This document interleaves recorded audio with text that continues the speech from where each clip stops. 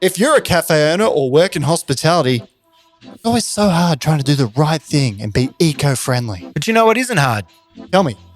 Using Eco Barista bags and cups in your cafe. You're all too right. They're creating custom recyclable and compostable bags as well as cups and lids. And look, these aren't just some crappy looking bags. These guys do custom print bags and cups so you can design them to match your brand. Me right here, I've got these beautiful yellow golden brown bags for my coffee company.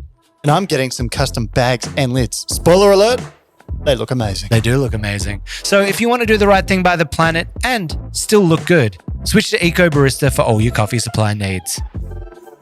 When you go to the website for your first purchase, you'll receive 15% off your first order. That's 15% off your first order. Yeah, you just have to go to ecobarista.com.au. That's ecobarista.com.au. Now, Kirk, I've got to ask you, are you a bit of an eco warrior? I'm an Eco Barista. Oh, you said the brand name. Welcome back to the It's Just Coffee podcast, everyone. I'm Kirk Pearson. And I'm Rowan Cook. Today we've got a special little treat for you. Oh. I think I've campaigned harder for this guest more than any guest. Craig Simon was pretty hard, but Fleur Studd, welcome to the It's Just Coffee podcast. I botched that intro, but I've been campaigning to get Fleur Studd on the podcast for a very long time. Well, not a super long time, but recently. You've just come back from a trip from Colombia. Founder of Market Lane Coffee and Melbourne Coffee Merchants here in Melbourne. Welcome to the podcast. Thank you. So excited to be here. How was your trip to Colombia? Oh, it was amazing. Spent 2 weeks there on the ground, traveling around. It was my actually first time in Colombia. So I had the most amazing 2 weeks there. Yeah, really special. We'll ask you all that and more about your overseas coffee travels for your work throughout the podcast, but sounds pretty awesome. Yeah, and this is completely off topic, but I just wanted to bring something up. Something very sad happened. It's a very sad day in Melbourne.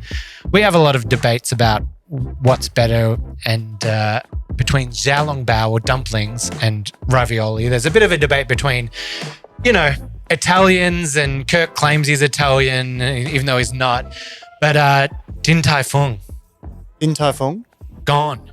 Shut down. Permanently closed. Emporium. My go-to spot. Where am I going to go and get my delicious xiaolongbao? Have you ever been to Din Tai Fung? I haven't been there. Oh. And now I never will. Well, we have to ask the question. Where are you on that? Like stuffed Italian kind of ravioli or more of like a dumpling xiaolongbao kind of situation? I think I'm probably more in the ravioli. Oh, sorry. Fleur's on Team Kirk. Yep. And we also, just so you know, a bit of background on the pod. I've just said, I've made a few statements. I love Italy. Was just in Italy. Think everything Italian is amazing. Well, apparently not everything, because I had some statements about their espresso and about a few things. And so I've kind of been crowned as the person that just hates Italians, which is not true. And then Kirk tries to come out and start claiming that he's Italian. So I want everyone to know at home, we've sent off the DNA kit. We got an ancestry kit. I got the message saying that it's received, even though it's under my name. So I'm screwing up all of ancestry here. They think Kirk is me. But it says 6 weeks. We should have the details, the final knowledge about whether you are Italian or not.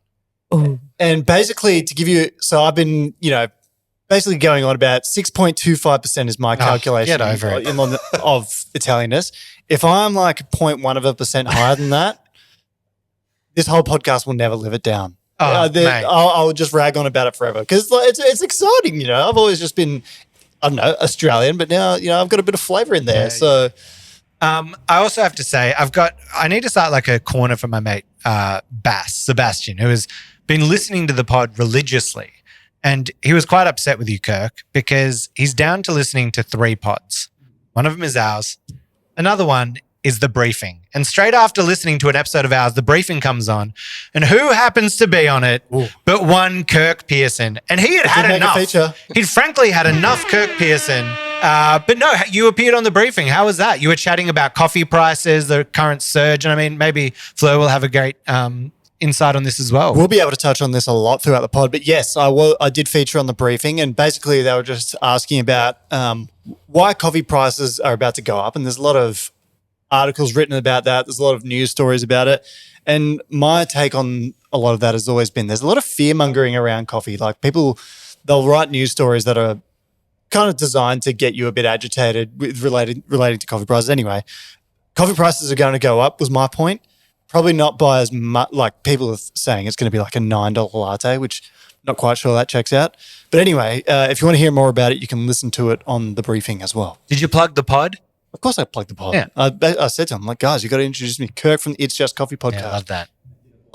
But we start off the podcast every week with a bit of news. And I've got one news story for us this week. Thanks to Rowan, actually. Rowan actually sourced this news story. I thought it was a slow news week, but Liam?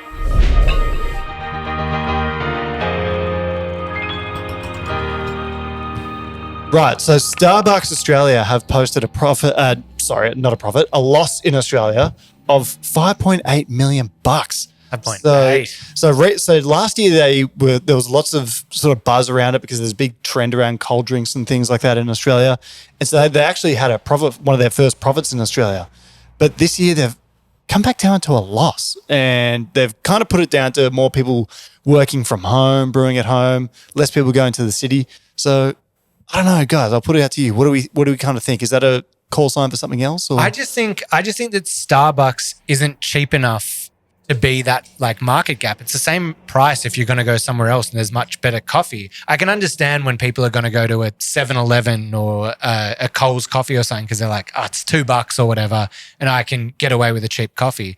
But if you're going in and spending $5 or $6 at Starbucks anyway, just head on down to Project Zero. You know what I mean? Or Market Lane. Yeah. But what's your take on this, Fleur? Like if it's probably, I agree with you in a big way, Rowan, because if you're not saving that much money and you're not getting what is objectively a high quality coffee, I mean, who's to say you enjoy that coffee? You might enjoy the double pump, pumpkin spice, whatever.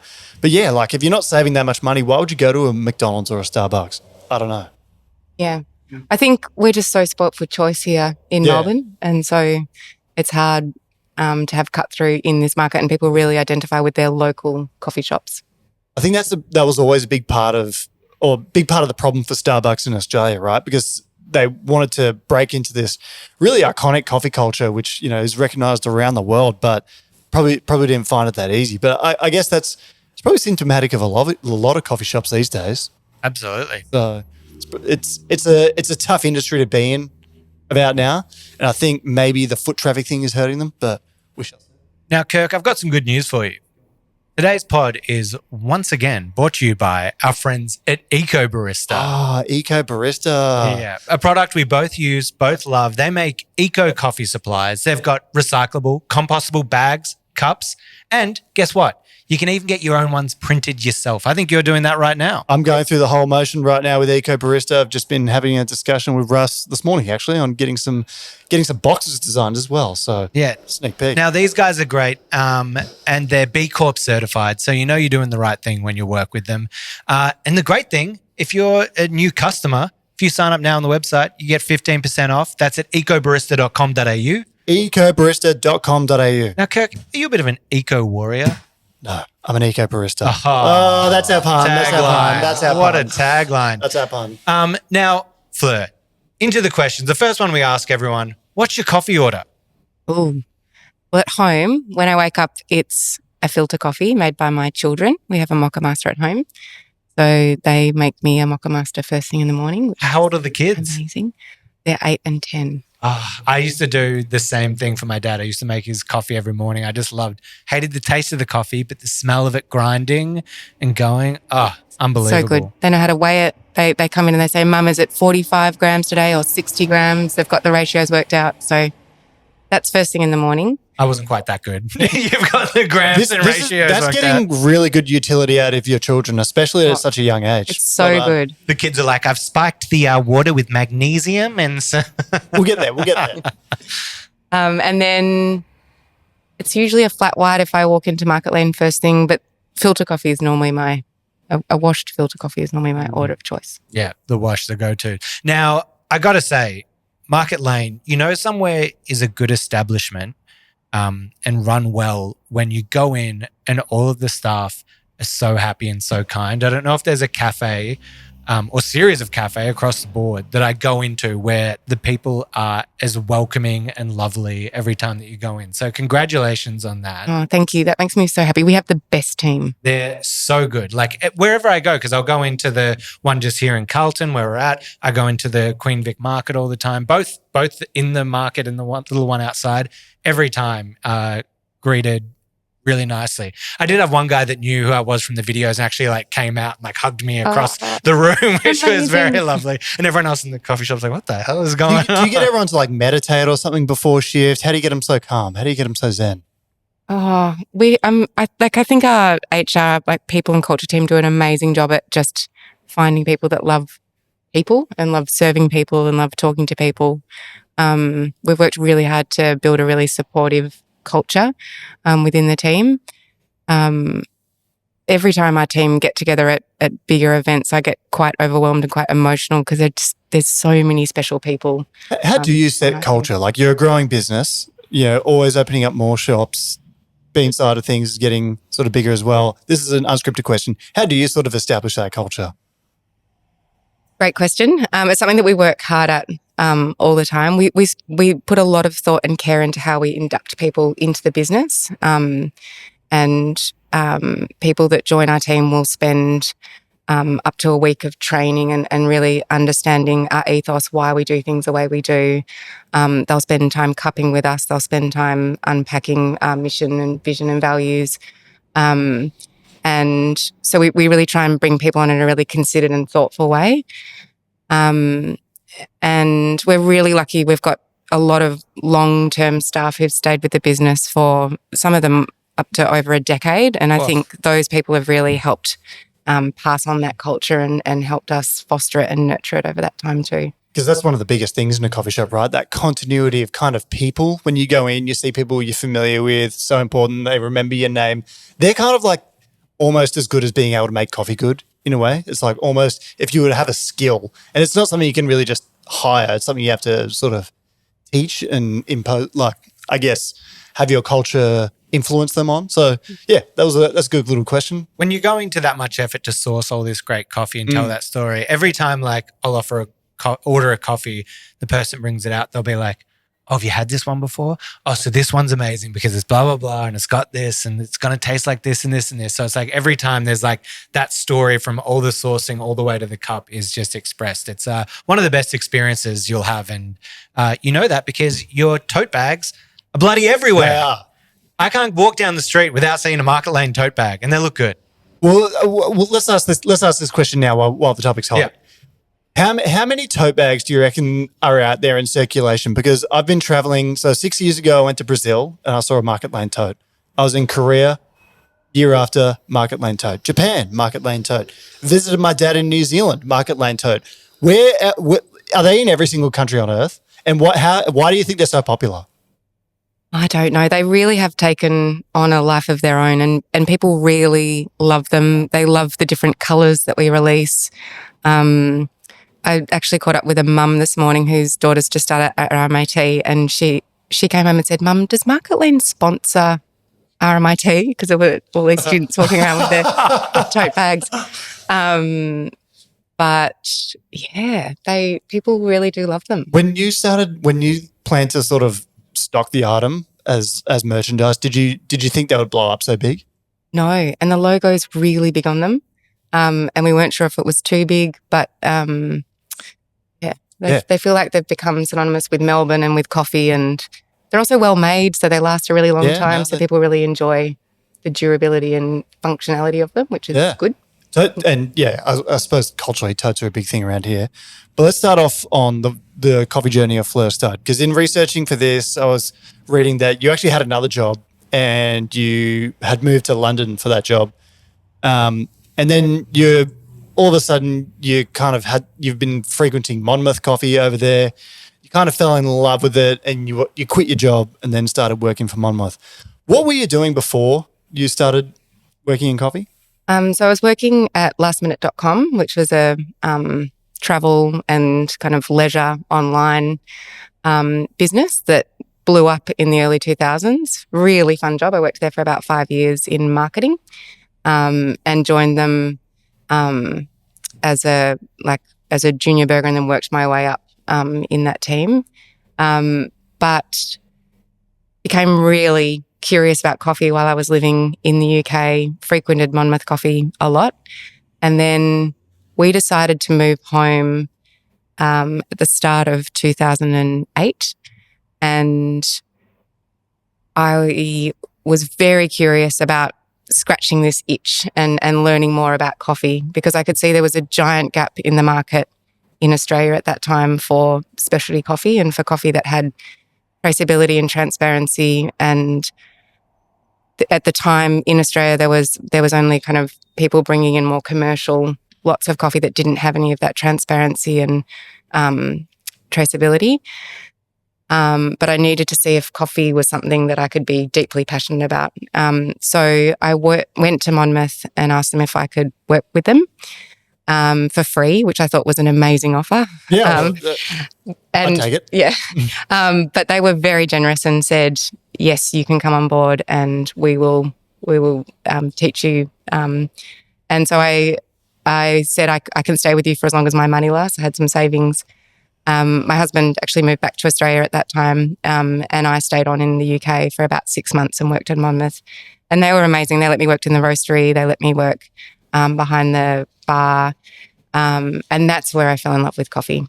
Was there any hesitation in your mind when you thought about doing this as well? Because I think when I studied journalism, I wanted to be a journalist or economist for the longest time. And I think I kind of had to sell it to my dad that I wanted a career in coffee.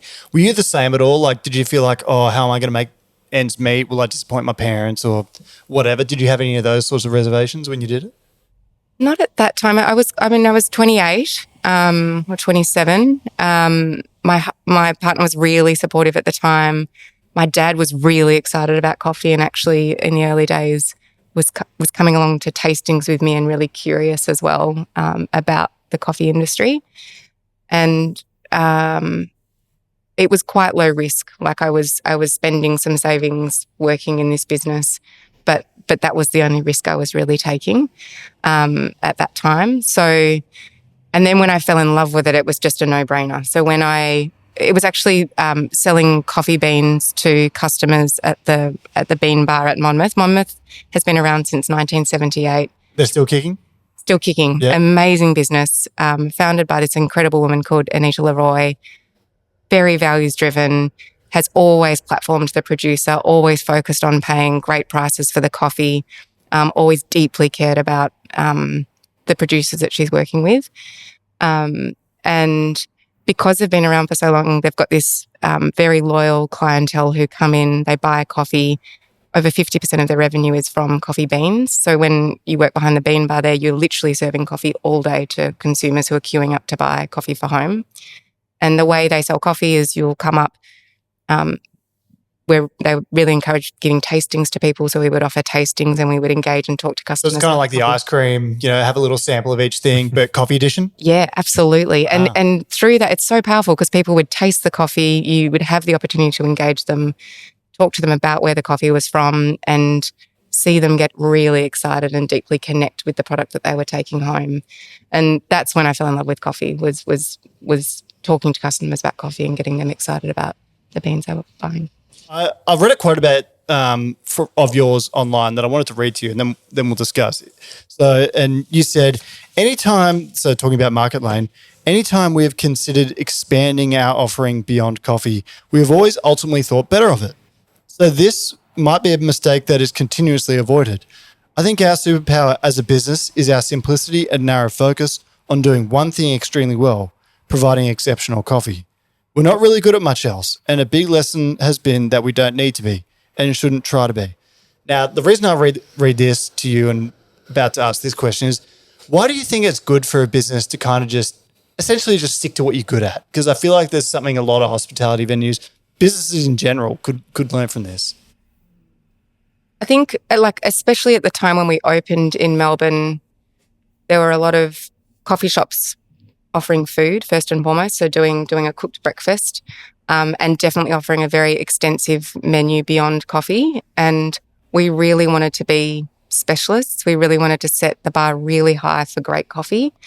And so having that really singular focus felt really, really important. So there was lots of things that we didn't do. So at the time, we consciously chose just to offer one milk, a full cream milk, not a skinny milk, which now doesn't feel like a big deal, but 15 years ago was a huge deal. Most people ordered a skinny latte. Yeah. We chose not to offer tea.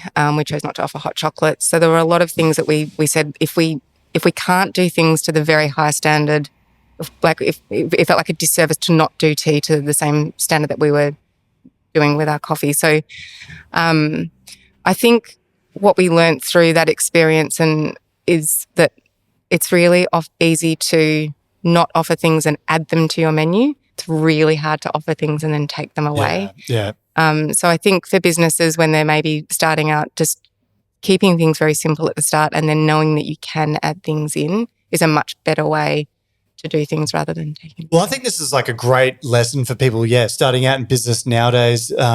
Kind of sticking to one thing and sticking to what you're good at is something really good. We had Dan Dick on the podcast a few months ago. We always mention Dan Dick on this podcast. But anyway, alas, he kind of spoke about how there's like florists and stuff that make coffee, and you can go to a hairdresser a lot of the time in Melbourne on a high street and get a coffee nowadays if you like. I kind of feel like it's better for businesses if you just kind of, stick to your singular thing. Like sandwich shops, for a lot of the sandwich shops in Melbourne could probably just sell sandwiches and not coffee, and they do arguably better. Agree, disagree, Rowan? Yeah, I mean, there's just, I see it fits sometimes, but there's like a lot of places that I look up and I'm like, you've got an EK in there. You've got a really expensive grinder. I'm like, how many coffees are you selling to like justify the cost of this thing, you know? But it's also having the people trained to be able to do it. And like, if your heart's not fully in it, then you're not doing it as well. And people can kind of pick up on that. You won't sell as many over the long run. That's something I'm big on at the moment. Especially in batch brew, if you're not selling much, coffee, I bet you people just sit it there in the vat all day as it gets old and stale and manky, and then they serve it up. Filter coffee's a hard one to make good. I feel like there's a lot of places that sell filter coffee in Australia nowadays, but like very few places where you're like, oh, geez, that's amazing. Yeah. That's just my whole take. Yeah. And Flo, you're actually just going to tell us that you guys are adventuring into sandwich making now at Market Lane. Well, we are actually. Yeah. We do have sandwiches now at Market Lane in Paran and in Collins Street. We also have recently added hot chocolate to our menu. Oh, I love a hot chockey. Do you source your own? No, we don't. We use Mork, so we're doing a great job. And we offer tea at Collins Street in Paran, and we're just about to launch decaf this Thursday, which we're really excited about because we've found this incredible.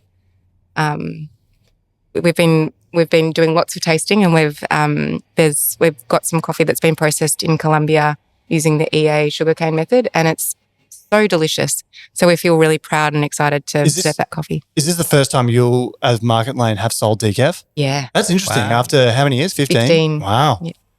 Can you, for the listeners who don't know, do you know much about that process of decaffeinating it? Would you be able to explain that a little bit? Yeah, so we actually visited the plant while we were in Colombia. So there's different ways of getting caffeine out of the coffee bean. The EA sugarcane method uses ethyl acetate, which is a compound that's found in lots of fruit like bananas and apples. They extract the ethyl acetate from sugarcane in Colombia. And basically the coffee bean is cleaned, the silver skin is removed, and then they steam the coffee bean to open up the pores.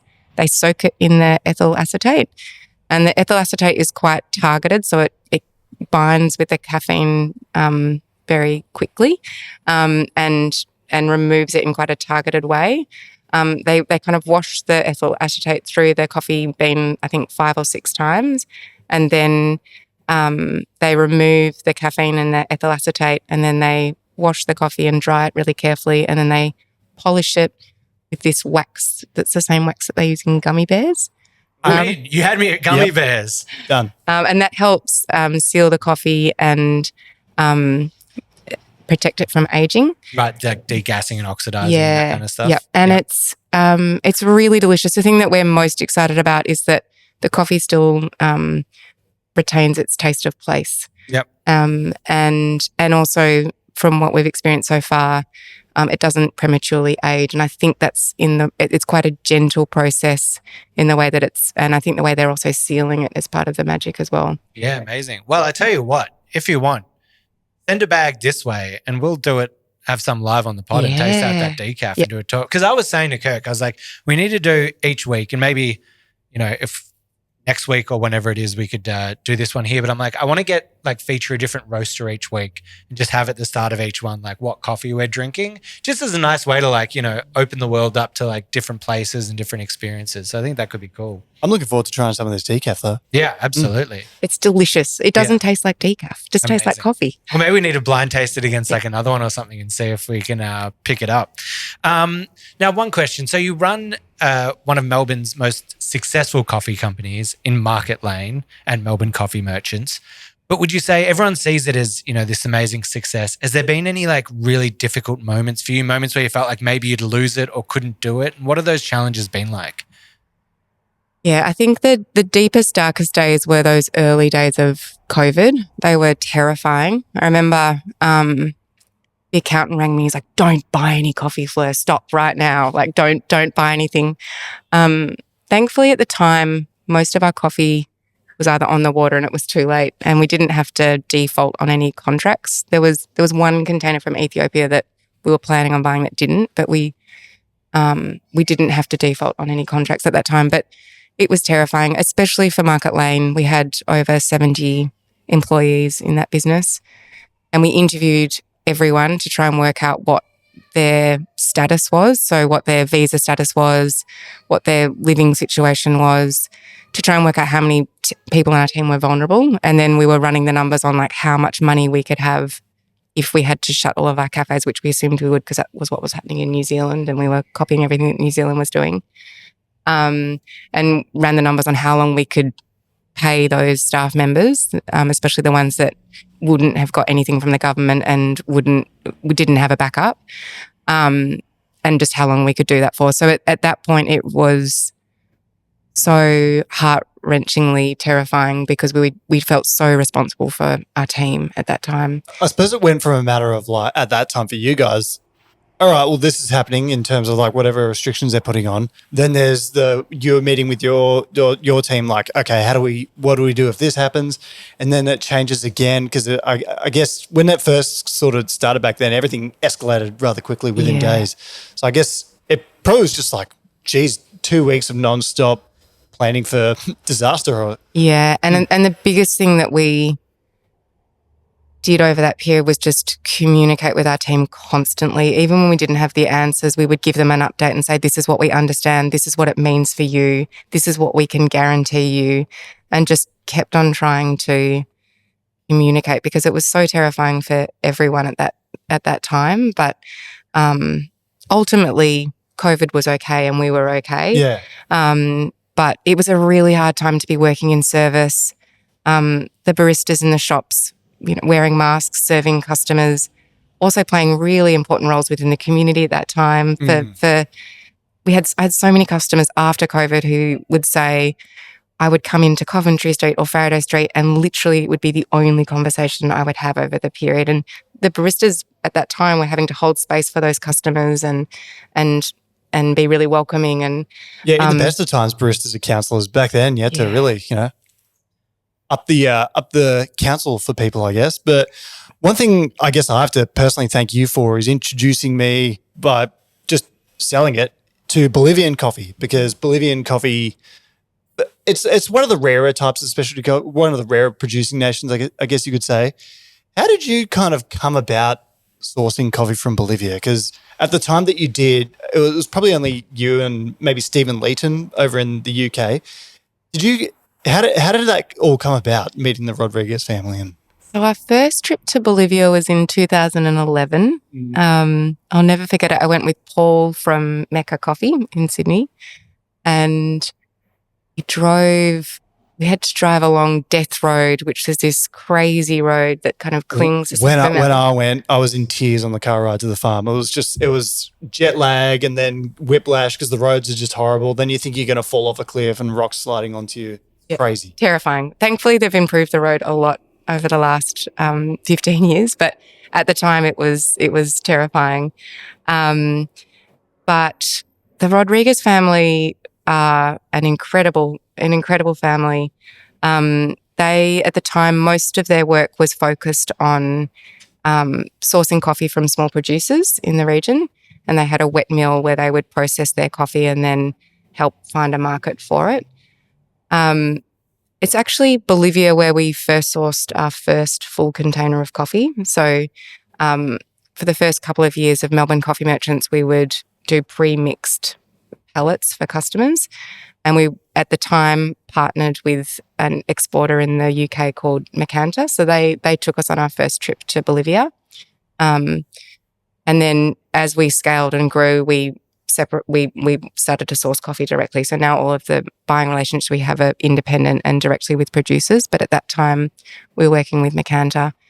And one of the big things that we tried to do with Melbourne Coffee Merchants is really platform and celebrate and talk about Bolivian coffee in particular and Rwandan coffee, because they're two coffee origins that perhaps weren't as well known and really needed help kind of being promoted and getting people excited about those coffees. And it was 2013, there was like a mass leaf rust event that swept through South America sort of thing and really impacted Bolivian coffee? Yeah, that's right. And that's when the Rodriguez family decided to really start focusing on their own production as well as buying from small producers. But they realized they had to do a lot of work in changing the way that coffee was produced there and doing things in a more kind of scientific way. A lot of the families that were producing coffee had inherited coffee, the coffee farms, and weren't pruning the coffee, weren't giving nutrition to the plants. And so a lot of their farms were obliterated during that time. So if I were to just take a step back here, so leaf rust for those, it's like a fungal infection that affects coffee plants, right? So it was something that how much did it reduce the yield of Bolivian coffee by? I think it was like it basically just wiped out a lot of crops in around 2013. I think I got all this information from your website. So, but then nowadays, and they've done wonderful work up until now.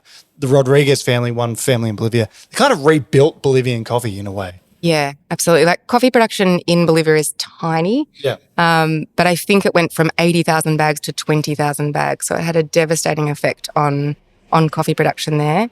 But they've built these incredible farms and shared the knowledge that they've learnt with the smaller producers in the region. And now when we visit the farms, they're totally transformed and they've drastically impacted the yields that the coffee producers are able to get from their coffee plantations, and so impacted the amount of money that those families are now earning. And you can really see it and feel it when you're there. Yeah, and it's such a remote part of the earth as well, getting to some coffee farms. And this is something that you realize once you go to a coffee producing nation, it's so hard to actually hand pick all the coffee, and then the journey that some of it has to make, like the road just to get it to port, is just really, really difficult. Absolutely, yeah. So one thing that I've kind of picked up about you and working with Melbourne Coffee Merchants myself is you guys are really big on partnerships and on relationships. Is this something that you kind of feel like helps kind of navigate business in tough times, or just in general? Why is that such an important thing to you guys? I think when I think about why I'm in business or what I love about doing what I do, it really is about the people and the relationships that we're connected to through Melbourne Coffee Merchants and Market Lane. And that starts with the producers that we work with. We really try and set up relationships that are long term. And show up every single year to buy coffee from those coffee producers, really try and platform their coffees and build a market for the producers' coffees that we source. Like Senator Isabel here. I see that every year in Melbourne. Yeah. Yep. And we see that, we see our role as importers and as retailers we take that role very seriously, and just trying to connect consumers with those coffees and with the stories behind those coffees. Yeah, so I think it kind of starts there, and then it extends to the way that we think about our role as employers, what it means to be an employer, the responsibility that involves, and trying to be really good employers of people. and it extends to other supply relationships like Schultz, who produces our milk for Market Lane. The suppliers, like we do great collaborations with like-minded businesses that care about the same things that we do. And then our customers, we're connected with so many incredible coffee roasters and with the end consumer. So that's that at its essence. That's the thing that I love most about what I do is the people and those relationships. Now, traveling abroad for coffee, you can often be met with a lot of confronting things. There's violence, there's poverty. A lot of this happens in these kind of coffee producing areas and nations. Is there anything that you think the general public should know about any confronting things that they should know in the context of looking at ethically sourced coffee? Good question. I think the thing that always strikes me when I'm traveling and spending time with our coffee producing partners is the power that buying coffee that's been ethically sourced and where a good premium price has been paid for the quality, the power that can have to transform and impact a community or a producer. And you can see that in really clear ways. Like, for example, when we spend time in Rwanda, coffee in Rwanda and specialty coffee in Rwanda has played a really important role post the genocide in creating a really important source of income for lots and lots of small families producing coffee. If they're getting paid a good price for their coffee, it becomes a viable source of income for them. And you can see the transformational effect that can have in so many ways in rebuilding the fabric of those communities and in improving the livelihoods of the people that are producing it. I saw it again in Colombia recently. We met with this incredible women's group called Amica. They're in El Tambo in Popayan, in Cauca, and there's 60 women who have banded together to share knowledge and market their coffees collectively. They're really focused on specialty. At the time when they dreamt up the organisation 30 years ago, they were met with a lot of resistance within the community, particularly from the men, saying, why are you focusing on this specialty thing? And they said, no, if we focus on being more selective in the way that we're picking our coffee and processing it, we can get a better return. And now you see these women who are so incredibly proud, so enterprising. There's so much joy and camaraderie between them. And I think that's where I get really motivated when I see these communities doing such a great job and producing such delicious coffee. I'm really motivated to build a market for those coffees and connect consumers to them and their stories. Yeah, that's amazing. This probably segues really well into what we were going to ask you about next, and that is about the current commodity price for coffee. So it's been very hot news, even in the mainstream media. But basically, I think from this time last year, the commodity price for coffee has increased by 50%. So when I checked this morning, it was $3.34 US a pound.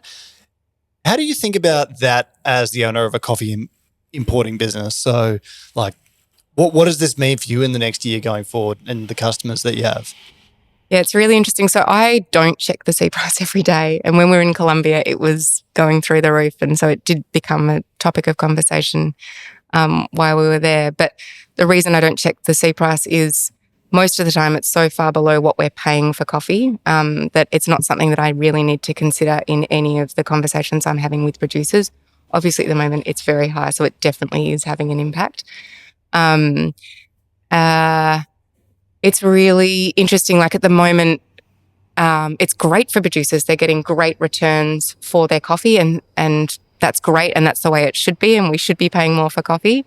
I think one of the things that's tricky in Colombia, one of the conversations we were having is it's so good right now and the reaction to this is go and plant more coffee. And so lots of coffee producers are making great returns, but they're also planting more coffee.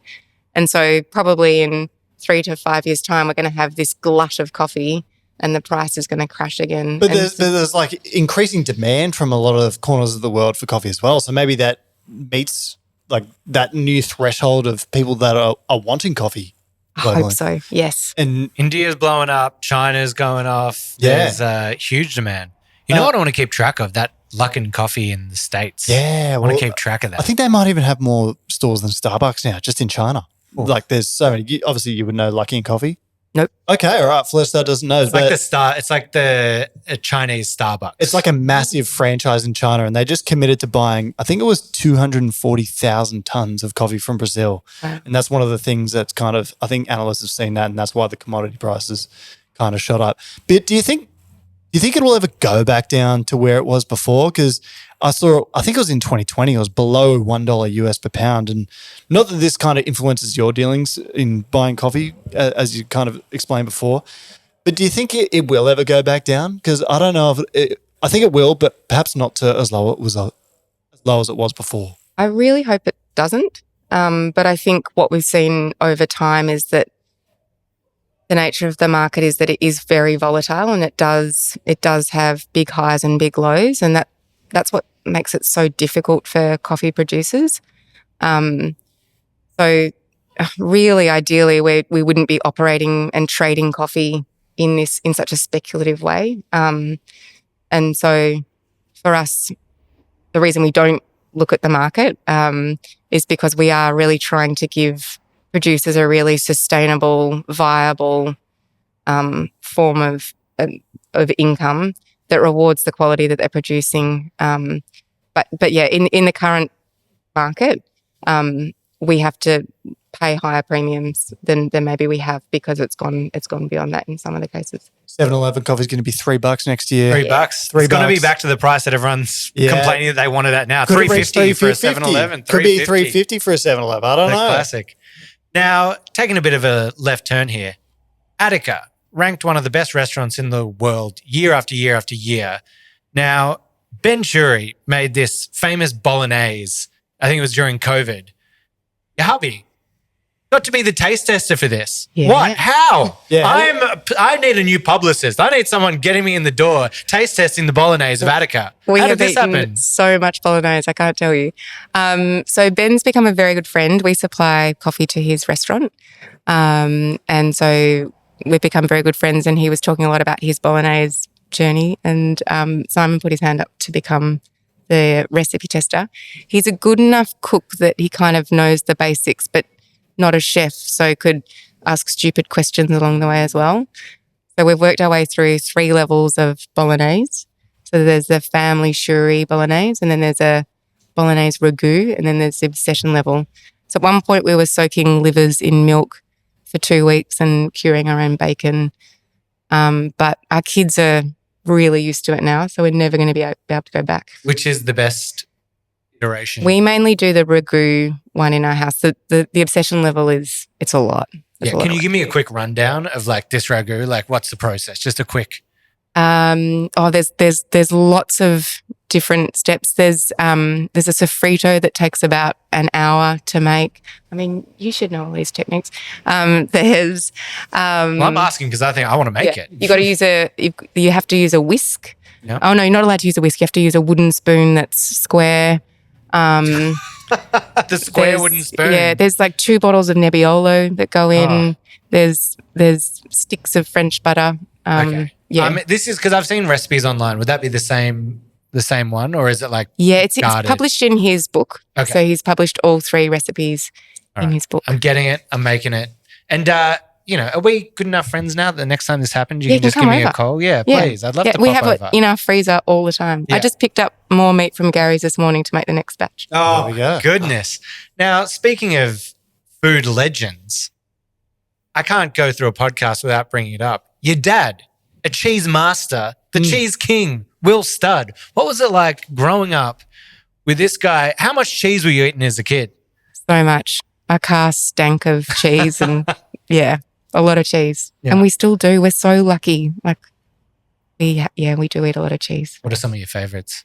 Oh, the main thing we always have to have in our fridge is Parmesan and Comté. They're the 2 staples. And if they're in my fridge, I'm happy. And French butter. French butters. That's where it's at. What's your dad's best use of cheese? It's It's funny, like it's just I mean, it is something we've always just grown up with in our fridge. So it's something that will come out maybe before dinner. We'll all have a couple of slices and then it will go away again. So yeah, mainly it's consumed in that way. I'm not a cheese guy. I like hard cheeses I can eat, but I'm not a big cheese guy. But there's like some that I've warmed to, like I can't remember the names of it, but it's typically the harder cheeses I'll dabble in. Fleur, question for me behind here. What's special about French butter? Or what's different about French butter? It's the butter that he sources has been, I think it's been made by hand with a wooden wooden barrette. Oh, with a square wooden. Yeah, I think I should know the answers to these questions. Okay. I don't even know, but I think it's the flavor. I think it's the grasses that the cows eat, the quality of the milk. What's like if you were to describe it palate wise, like how is it? Just creamier. Yeah, creamy, sweet, not rancid in any way. Like, creamy and sweet. Yeah, and clean would be how to describe it. But I love cooking with it.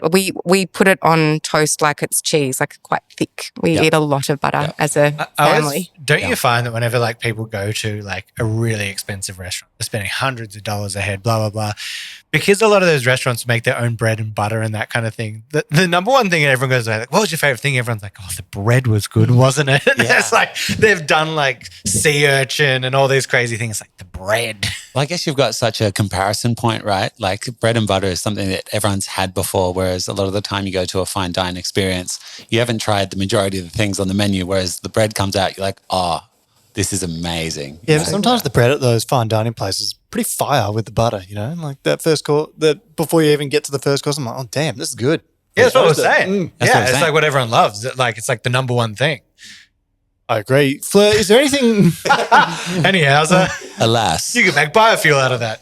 You could definitely make biofuel out of that. Is there anything, do you reckon, the coffee industry could learn from the cheese industry?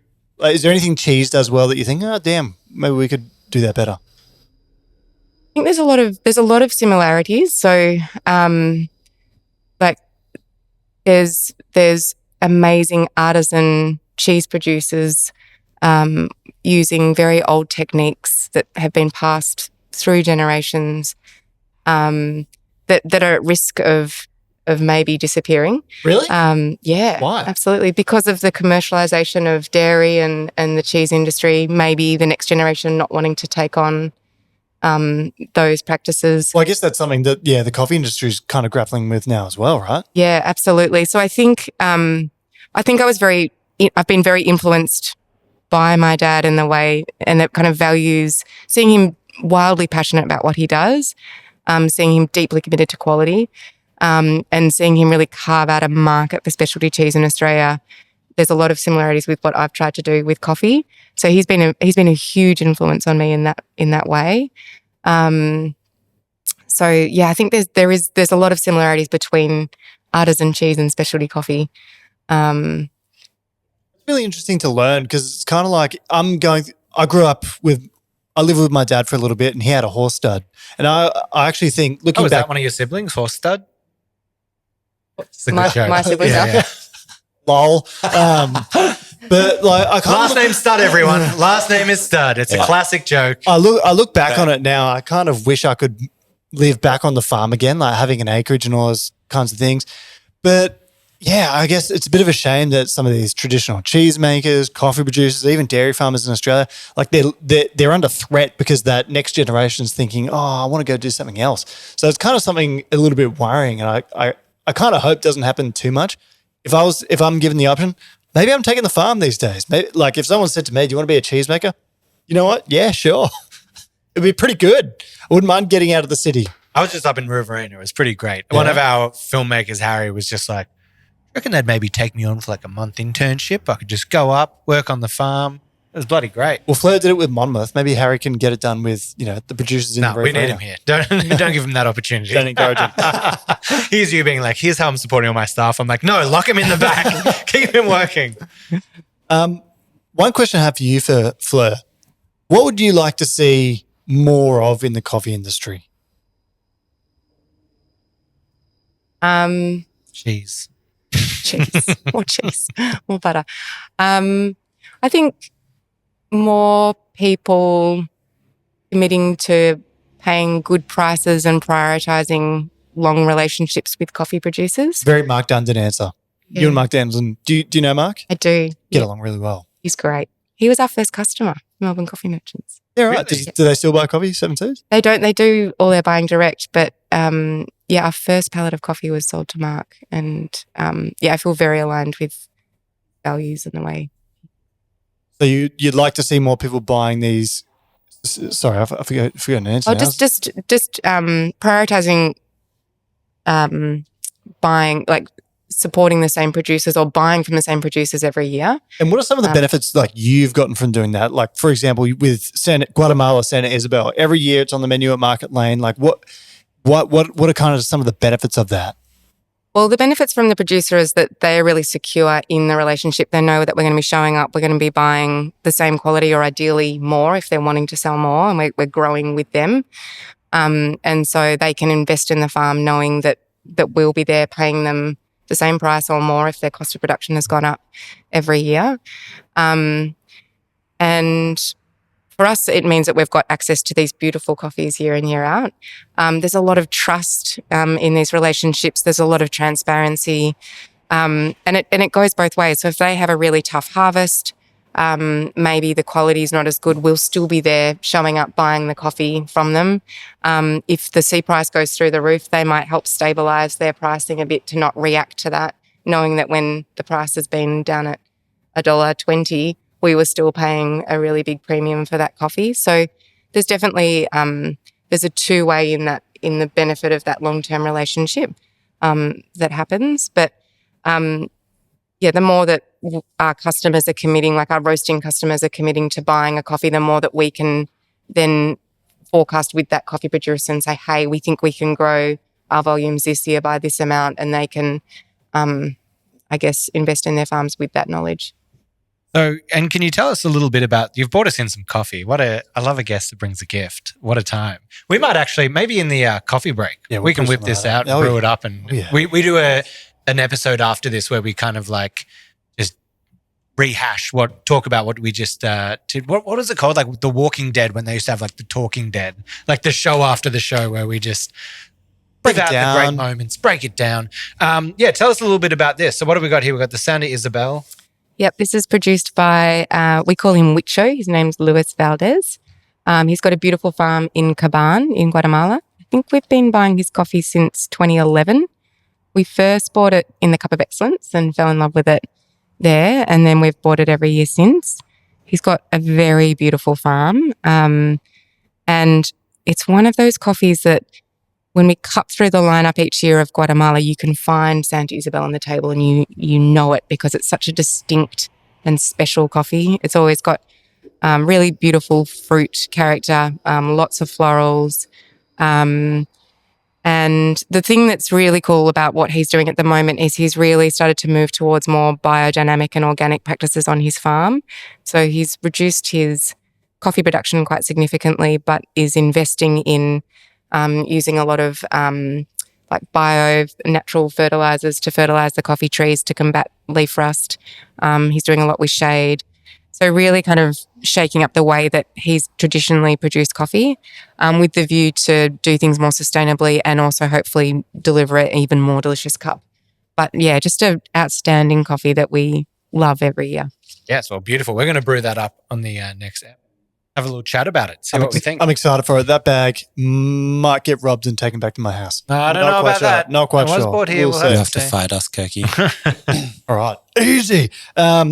If you were to make a prediction about what the coffee industry is going to look like 10 years from now, so it's 2024, 10 years from now, what do you foresee it kind of happening? I've been thinking about this question. I want to be hopeful, but I think we've got some big challenges that the industry is going to be navigating over the next decade, climate change being one. I guess we're already kind of grappling with that one now, right? Yeah, absolutely. I don't know if in 10 years' time we'll look back at this time and go, God, we had so many great coffees just at our fingertips and we were so spoiled.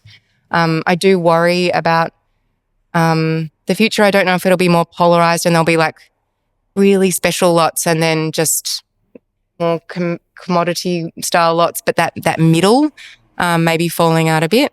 It's really interesting, just even again being in Colombia and we buy a lot of micro lots from there, but actually some of the best buying we can do is supporting some of the regional blends that come from several producers and are bought together. So we try and balance the way that we buy to get these beautiful 85, 86 scoring regional blends and then micro lots from single producers.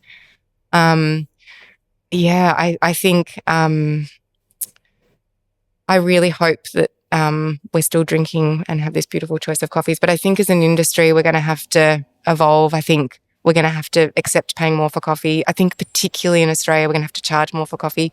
Yeah. When you travel around the rest of the globe, everyone is charging more for their coffee. And in Australia, it's been so inelastic and so fixed because of the nature of the market and it being so competitive. But I think we have to start charging more for coffee.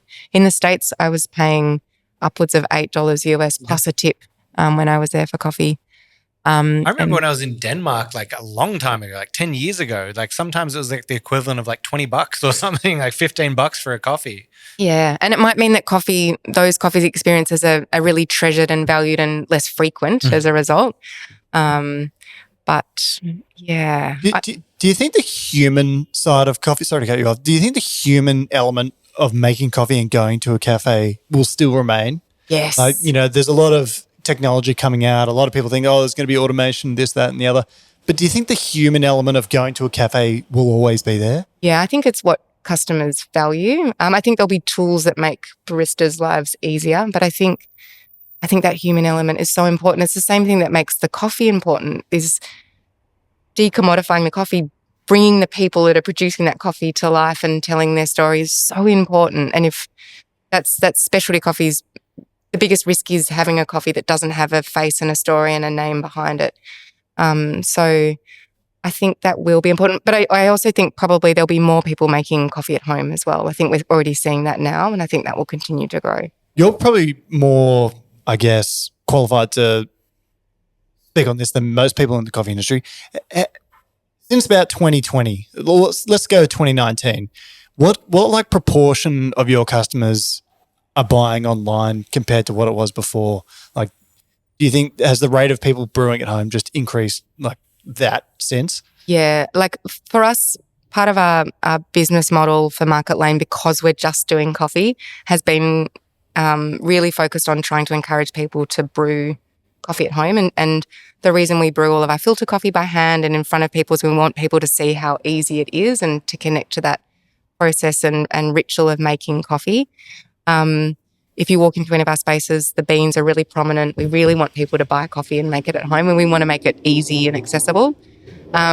We definitely saw during COVID a lot more people starting to brew coffee at home, and it's stuck. So it hasn't reduced since people have started to return to work. I think people have really connected. And I think in these very inflationary times, it's a much cheaper way to consume coffee is to make it yourself at home. Yeah, right. So, yeah, just more and more people have transitioned easily to that. You kind of struck, I guess, since like reflecting on the Monmouth days, you were kind of there already, right? You were kind of giving people the opportunity to taste it so they could buy something to go home. Yeah. And that's something you probably implement now. Yep.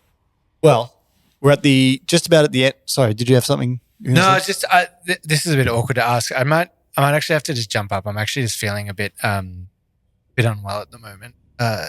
Feeling a bit flushed. There's a bit here. There's a bit going on here. I'm feeling a bit flushed. Where's the bit? I think it's time for an extra hot take with 2 sugars. Really couldn't get through that one. I was really committing. Fleur, did you at all think he was flustered? No. The bullshitometer was up on high. I did. I'm like, what are you staring at? For a second there, I was like, it does look like he's checking off a bit. Literally. Oh, I was God. like, mate.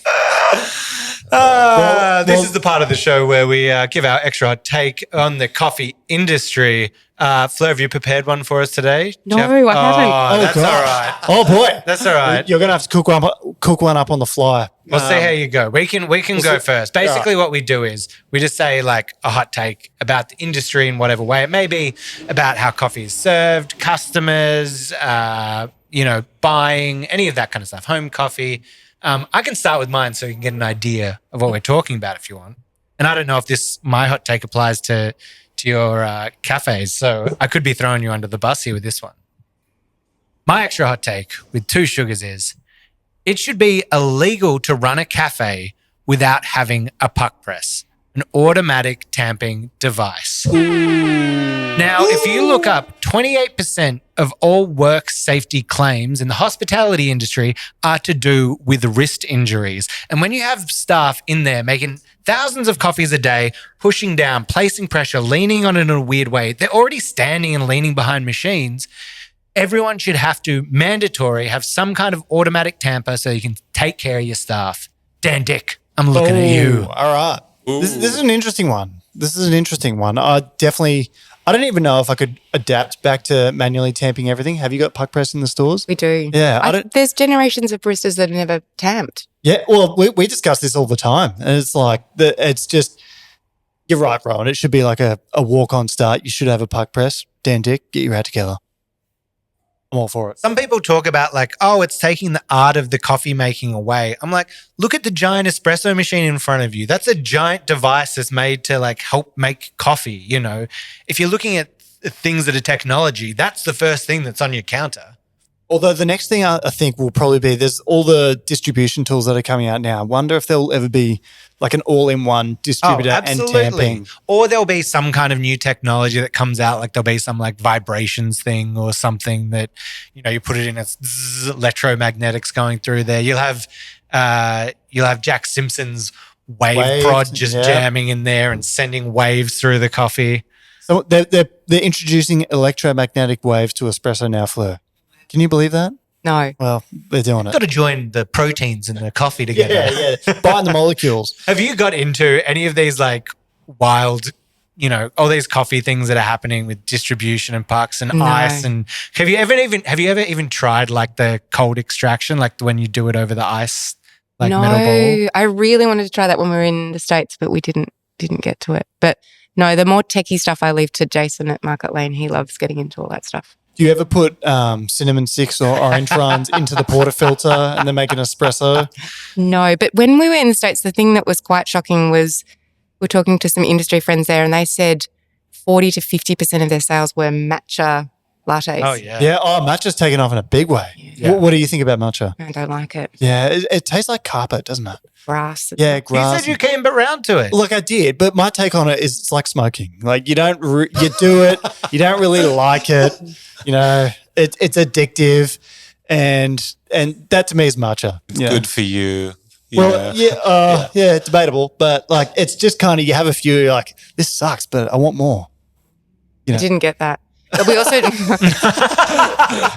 we drank a lot of sweet drinks there, and everything. It's like we talk about signature drinks here, but over there it's like sweet there's so potato. much cream and there's so many different drinks. There's much like that's the thing I say with matcha. I'm like, it's just taking grass, but then you're adding so many sweeter things to it. It's like strawberries, coconut, vanilla, like honey. It's just like wanting to have a sweet drink and then. Which I will say, matcha when you can balance it out, that like sweetness with, you know, that kind of grassiness can be great. But as itself, matcha is pretty intense. Tough sell. But have you ever noticed, on an unrelated note, that there's Mont Blancs are popping up everywhere now? Yeah. So the good old fashioned Mont Blanc at Good Measure. Have you seen and or heard of the Mont Blanc? No. So it's like an ice filtered coffee drink with a layer of fresh cream that's whipped or whatever. Like a Jaffa. It's got orange in it. But there's places in America doing it now, and I think it's all based off the Melbourne one. I think a lot of it does come from that. But those guys claim, like they said it when they were on the pod, they didn't invent that. They helped popularize it a lot. They definitely helped popularize it. They were saying they sell 500 a day during the week and 800 a day on the weekend. Wow. Yeah. But that sounds delicious. That doesn't sound too bad. Those guys were like cocktail guys. So they're like mixing balance, like everything is like really beautifully layered. I was having it at the end of the hype when I first tried it. And I was like, okay, I'm going to be disappointed here. Like how good's can a coffee with some cream be? And I was like, no, it's pretty good. damn good. I'm not a big cream guy, but those guys, they manage it well. I'm going to hit you with my hot take. And honestly, this is 5's too many, but here we go. Cafes should offer no more than 5 types of milk. if you offer any more than that, I just don't even know how you get things done. Like, and I have this problem right now, right, where we offer full cream, skim, oat, almond, and soy. That's a big staple of milks to offer. But every weekend, there's people coming to the hotel that's next to us, and they come asking for lactose-free milk. And so they're from Queensland. Queenslanders love the lactose-free milk. So do I have to sub one in? They're always complaining to me, but they're always saying, "Oh, Kirk, you should offer lactose-free as well." But 5 is too many. 5 is too many. I think you do 2.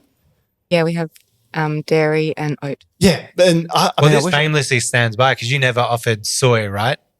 We did, and then You we took did? it away. Oh, well, so it was from a learning experience Yep. because I'm assuming your coffees probably react in an interesting way to soy. We were selling a lot of curdled Yeah. lattes, and we weren't proud of them. Because what's the side of that? So the soy is going to, I've found like it reacts more in like more acidic coffees than Yep. that. So as soon as you have like a more specialty style, roasting style, soy is just going to be butchered. You really need like a dark Italian roast to be going okay with soy milk for it to taste good.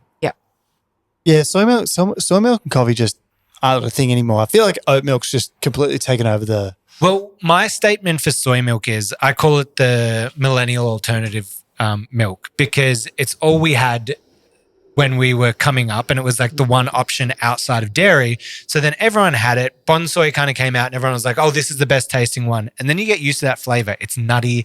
It's like over the top. Then when you don't have it, you're like, where's that nutty flavor? And so I feel like it's still millennials out there that are just stuck on their soy days. But I don't think anyone under the age of 30 is drinking soy milk.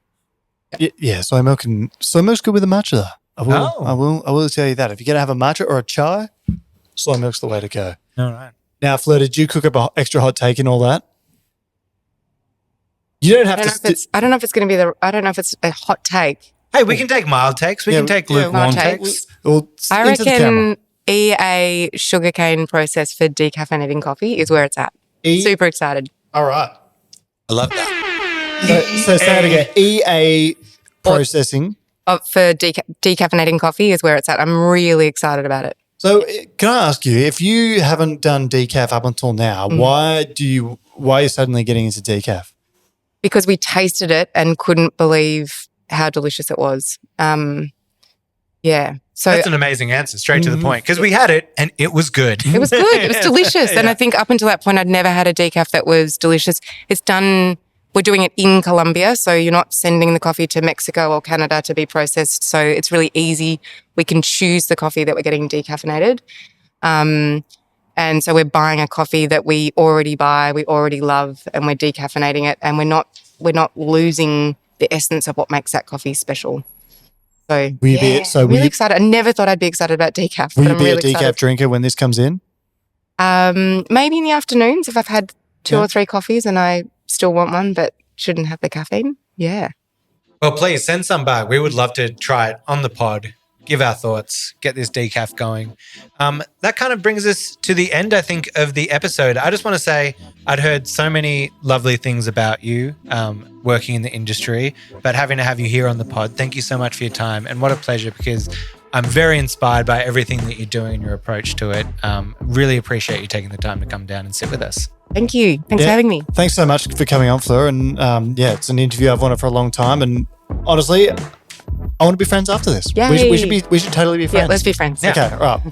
Well, you got to come by the shop. I mean, you're just, round the corner. Yeah. So we'll get the wood-fired pizza oven going, have a big pizza party. Amazing. Sounds good. If you want to send us a message, send us a hot take, see what's going on, shoot us an email at hello@itsjustcoffeepod.com. You can find us on all the socials on there. We're uploading reels, different little things, hot takes across there. What else we got to say? Today's episode, again, brought to you by our amazing sponsors, Eco Barista. Eco Barista. They're B Corp certified. They're making great products, recyclable. They're making compostable cups and bags. So make sure to check them out. You can get 15% off your first order when you visit their site. What's that site? ecobarista.com.au. ecobarista.com.au. Thank you again for tuning in. It's been an amazing episode. And Fleur, what a guest. Thank you so much. Thank you. Thank you. Ladies and gentlemen, Fleur Studd. Oh my God. Ah, she's a natural. Thank you. Just like that. Oof.